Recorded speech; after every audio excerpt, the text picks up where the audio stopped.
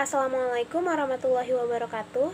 Perkenalkan, nama saya Safira Anggia Marwan dari kelas 12 MIA 5 dengan nomor absen 34.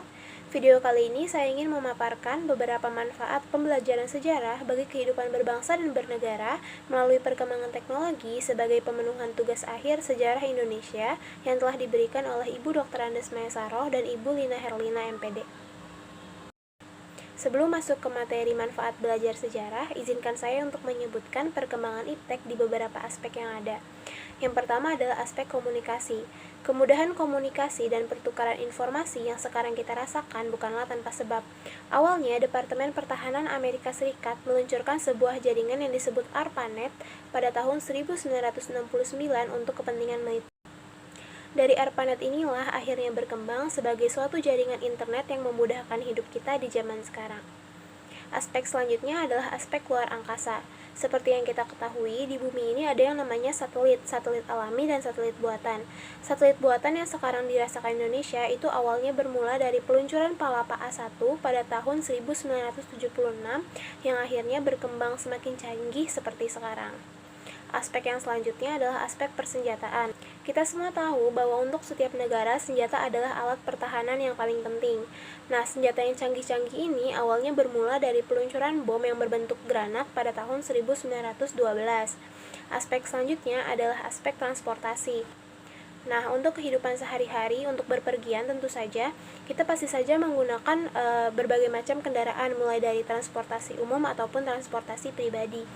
Nah, semua ini berawal dari seorang berkebangsaan Amerika Serikat yang bernama Henry Ford yang melakukan peluncuran massal mobil secara murah yang mengakibatkan masyarakat memilih untuk membeli mobil tersebut sebagai kendaraan pribadinya.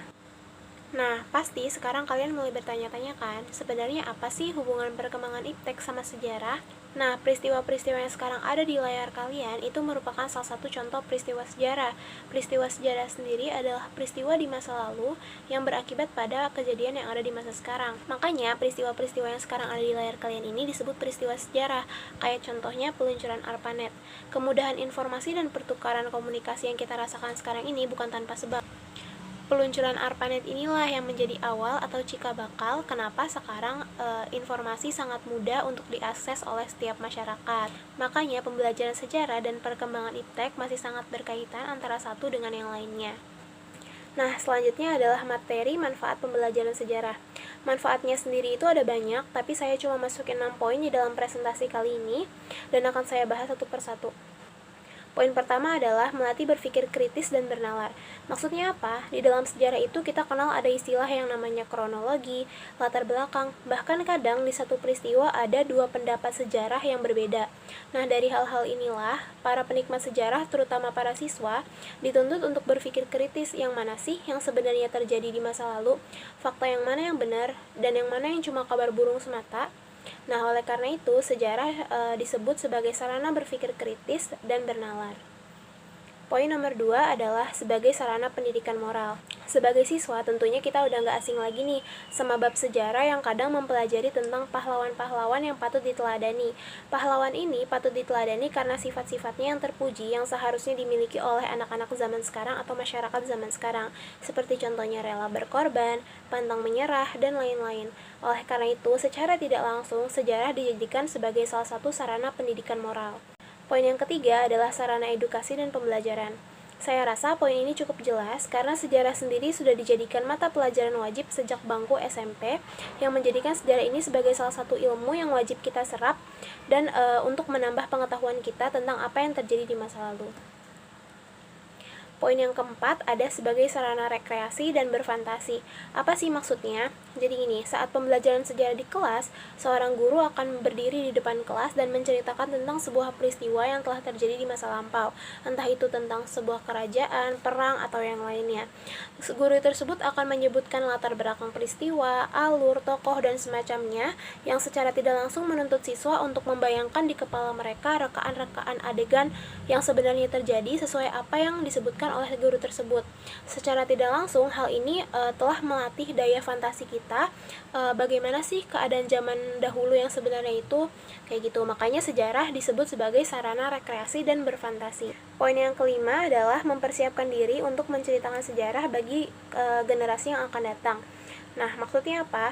Jadi sejarah itu nggak boleh mati. Dia berlangsung dari generasi yang lalu ke generasi yang akan datang. Kita sebagai generasi zaman sekarang sebaiknya memupuk ilmu sebanyak-banyaknya, terutama dalam bidang sejarah, untuk menceritakannya kepada generasi yang akan datang. Supaya generasi yang akan datang ini tetap tahu apa sih yang sebenarnya terjadi sama bumi mereka ratusan tahun yang lalu dan semacamnya. Oleh karena itu, sejarah bermanfaat untuk persiapan diri kita sendiri membagikan kisah sejarah ini ke generasi yang akan datang. Poin yang terakhir yaitu membuka pandangan terhadap dunia. Maksudnya adalah tanpa belajar sejarah kita nggak tahu nih apa sih yang terjadi dalam Indonesia 100 tahun yang lalu, apa sih yang terjadi di dunia ini ratusan juta tahun yang lalu dan semacamnya. Kita nggak akan tahu dari mana manusia berasal, bagaimana dulu kehidupan manusia saat belum ada alat elektronik dan semacamnya.